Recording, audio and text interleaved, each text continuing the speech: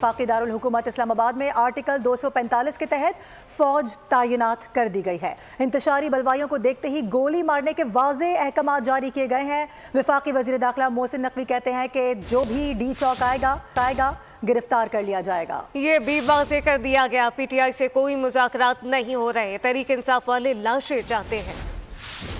फितना फसाद ग्रुप की शरंगेजियां, हुकूमत ने भी एक्शन प्लान तरतीब दे दिया। वफाकी दारुल हुकूमत में फौज तैनात, बलवाइयों को देखते ही गोली मारने का हुक्म। हुकूमत ने शरपसंदों से आहीनी हाथों से निपटने के अहकाम दे दिए। सिक्योरिटी जराये के मुताबिक पाक फौज को आर्टिकल 245 के तहत तलब किया गया है। वफाकी वज़ीर दाखिला मोहसिन नकवी ने कहा, जो डी चौक पहुँचेगा वो गिरफ्तार होगा। पहली और आखिरी कोशिश है कि जाने ना जाए एहतजाज करने वालों का, और हमारा मकसद कुछ और है।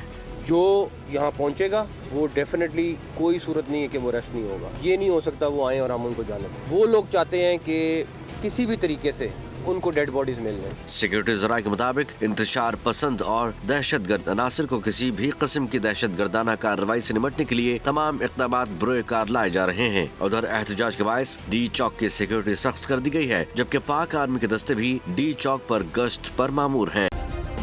सब्सक्राइब करें और बेल दबाएं ताकि कोई खबर रह न जाए।